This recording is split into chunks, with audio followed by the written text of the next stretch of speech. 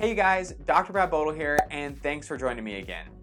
In today's video, we're gonna go over one key strategy that I use with a ton of my patients to help them out with one of the more common causes of sleep problems.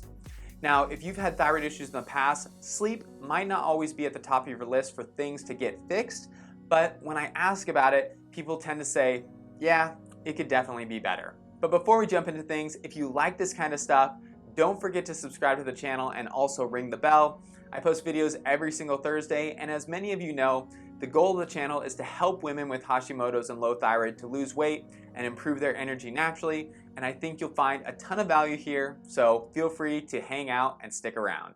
So when we're having thyroid problems, we tend to focus in on the symptoms like weight gain, fatigue and exhaustion, hair loss, and neurological symptoms like brain fog and forgetfulness. But to be very honest, there's few people that I talk to who don't also have issues with their sleep. And usually what that leads to is people trying to manage it somehow by using either sedative medication or natural means like valerian root, melatonin, or L-theanine. While these sorts of things might help out for a little bit, they usually don't fix the whole problem because they don't address the true root cause. And for many people, that problem is their fuel levels are dropping too low in the middle of the night. When this happens, our body goes into a little bit of panic mode because it knows that fuel levels that are too low can be detrimental for our brain. So the way that it seeks to remedy this is by increasing our stress hormones, things like cortisol and adrenaline. When this happens, it remedies the situation. These hormones do elevate the available fuel for our cells. But the problem with it is that it causes a stress reaction to occur in the middle of the night. So depending on your stress levels during the day or how sensitive you are to some of these hormones could lead to a very different presentation of symptoms. So it's possible that one person could be waking up 4 to 5 times per night. Another person might be able to stay asleep, but they feel very restless and the quality of their sleep is poor. Someone else could wake up at 2 or 3 a.m. and have a very difficult time getting back to sleep and feel like they have a million things running through their brain or they need to do something active just because there's no way they're going to sleep at that time. And lastly, some people can sleep all the way through the night, but when they wake up in the morning, they notice that they're nauseous or that they have significant headaches because of these fuel levels and hormonal changes. So no matter your exact presentation, the primary cause of these problems is the fuel levels dropping too low. So we have to strategize around that. That way we can avoid the stress response or the fight or flight response that you're having in the middle of the night. My recommendation to help with this is having a palm-sized portion of protein or a tablespoon of coconut oil right before you brush your teeth and go to sleep. And the cool thing is, if your problem is actually due to these changes in fuel levels, doing something like getting these extra calories should help us to see changes within just a few days. I know this might sound a little weird, but the reason why this works is because getting that extra boost in calories can help us to avoid those dips and energy crashes. And in doing so, we then avoid the stress response that comes along with it. Protein and fat are great options because they tend to break down a little bit more slowly, and that can help to keep our energy stable throughout the entirety of the night. Oftentimes, people will say to me, Dr. Brad, aren't I supposed to not eat before I go to sleep? And in general, I do think that that's a good rule to follow. However, in this situation, we have to do some things differently to help get our sleep back on track. And as long as we keep our portion size small, it won't disrupt our digestion and will allow us to see improvements in the areas that we're trying to change.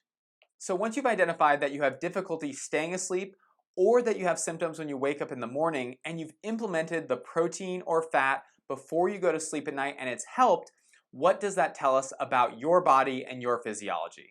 Most of the time, it's a problem getting enough calories into our cells to be burned for energy, which is why a lot of you who are dealing with some of these sleep issues also notice that during the day, you feel better after you eat. The reason why we could be having this problem is because 1, you're not eating enough in general and your calorie intake is too low.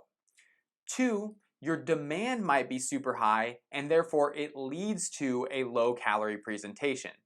Think of it like having a certain amount of money in the bank and you are withdrawing way more than you're taking in. And the last reason is because you have some sort of chronic inflammatory issue that could be thyroid or otherwise, which leads to problems with actually uptaking those calories and getting them into the cell. While the use of added protein or fat can be a great way to circumvent some of the issues that you have during the day, it's not a long-term fix. You'll want to identify if you're having caloric or inflammatory issues and work to support them. That way, long-term, you can reduce your evening time snack as you continue to improve. But I hope you liked today's video and the strategy that we discussed. And if you're planning on trying this out at home, let me know in the comments below, and once you've played around with it a little bit, I'd love it if you could come back and share some of your results. Also, I know I said that low fuel levels is one of the more common causes of sleep issues, but there are others. And you should make sure to check out my video on 11 tips to help out your insomnia, which I'll link for you in the cards above, if you're having any other struggles and need some additional help.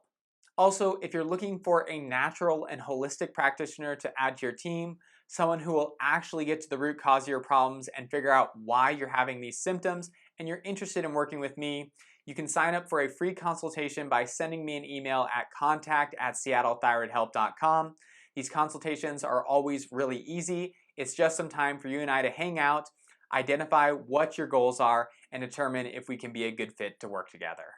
Lastly, if you're someone who's following a low-carb or ketogenic way of eating and you're having symptoms like fatigue, lightheadedness, dizziness, and muscle cramping, it could be due to your electrolytes.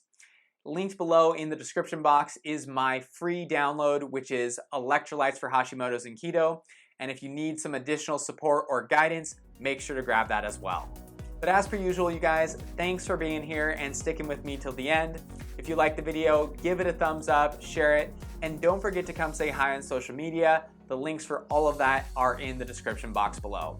On Instagram, I do daily posts to help you guys out with your health, and we've been doing a bunch of fun Instagram lives lately where you can interact and ask any additional questions that you have. Otherwise, I hope you guys are having a fantastic week. My name is Dr. Bodle, and I'll see you guys next Thursday.